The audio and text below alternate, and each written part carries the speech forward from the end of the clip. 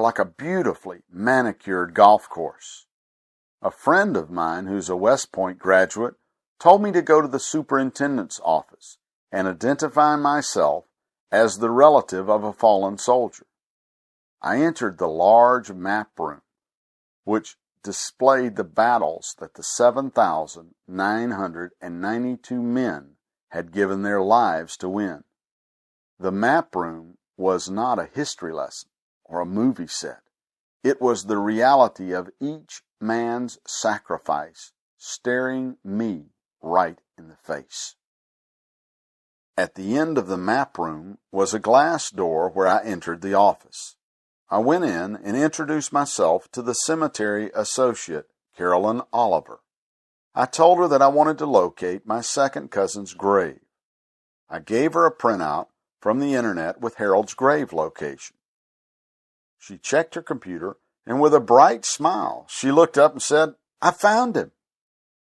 Then she went to a filing cabinet and pulled out a folder with Harold's name on it. In the folder, she found the name and address of Harold's nephew, David Reeves, who had tried to visit the grave in 1999 but was unable to locate it when no one was in the cemetery office. The sound of David's name gave me great joy because I'd lost contact with him over the years. Caroline wrote down David's address for me and promised to put together the limited information that she had on Harold.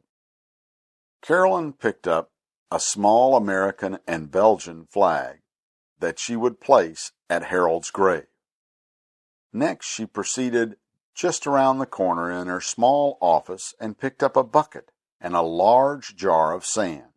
As she poured the sand into the bucket, she explained that each cross has the soldier's name engraved in the marble, and in order for the soldier's name to be clearly seen in a photograph, the engraving would need to be filled with sand from the jar. Carolyn said, "The only sand that will go in the grave markers is the sand from the D-Day beaches in Normandy." In an instant, I was overcome with emotion. One of our nation's greatest military triumphs, the D-Day landings in June 1944, would be used to honor our family's sacrifice. At that very moment, I began to grasp the enormity of these hallowed grounds. As I prepared to walk out on the cemetery grounds, I had no clue what a powerful effect the next few moments would have on my life and the lives of many others that I had yet to meet.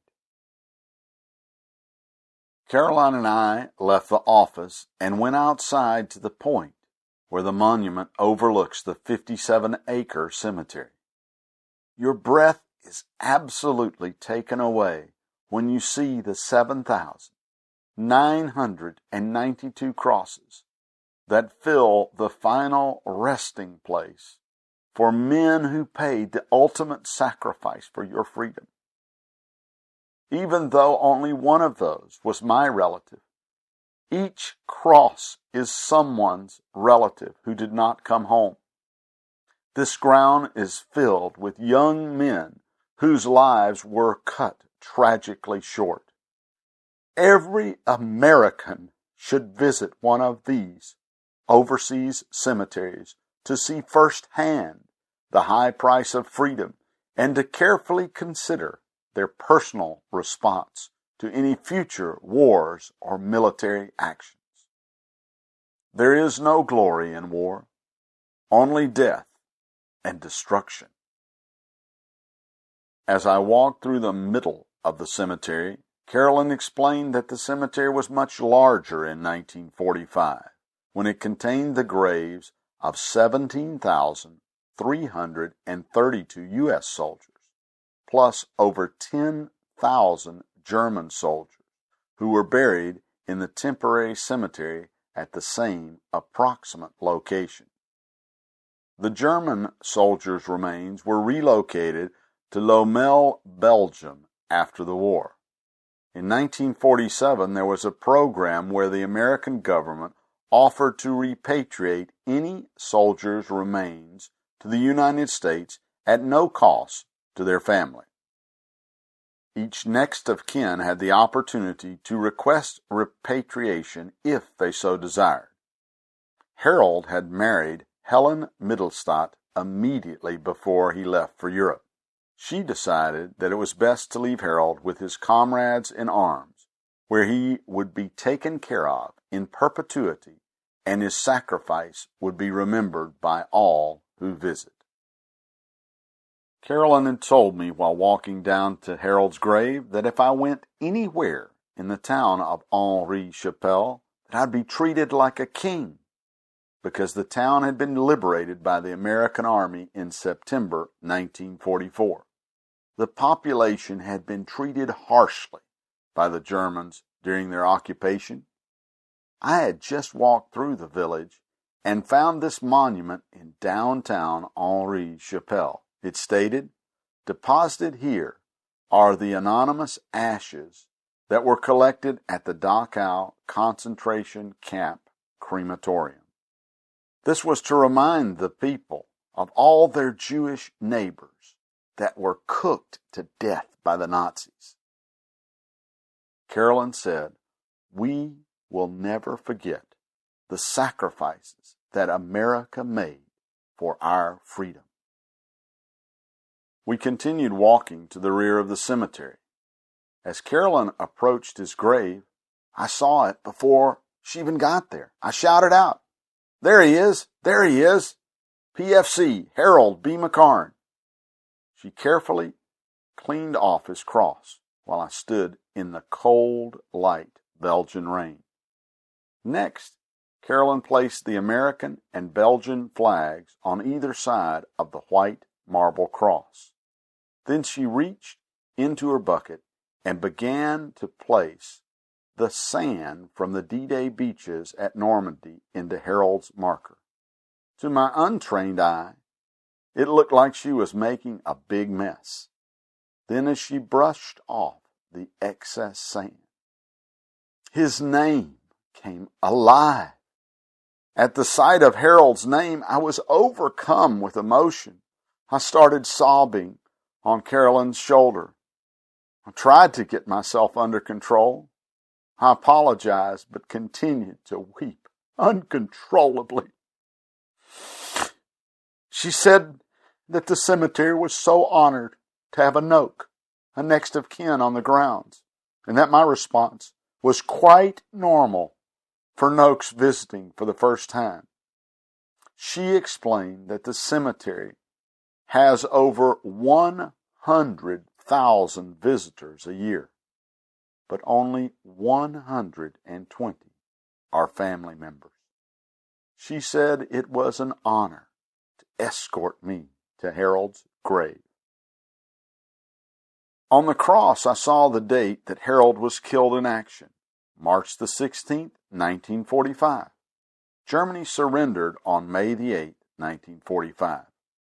Harold died just 53 days short of the end of World War II in Europe. From out of some deep corner in the back of my mind came a name that I must have heard as a child, Remagen. I turned to Carolyn and said, "I think he may have died taking a bridge at a place called Remagen." Carolyn carefully read the date and the unit number, now clearly visible on his marker. She said he was definitely not killed at Remagen. In fact, his unit, the 9th Armored Division, had captured the only bridge across the Rhine on March the 7th, 1945. According to Carolyn, he made it across the Rhine River deep into Germany.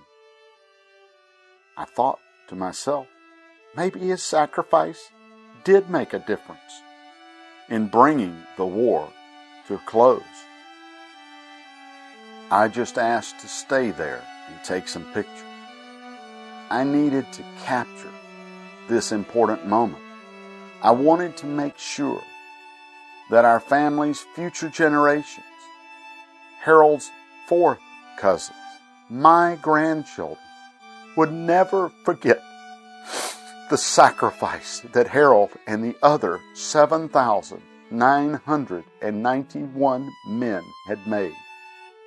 Each white marble cross represented a family whose lives would never be the same.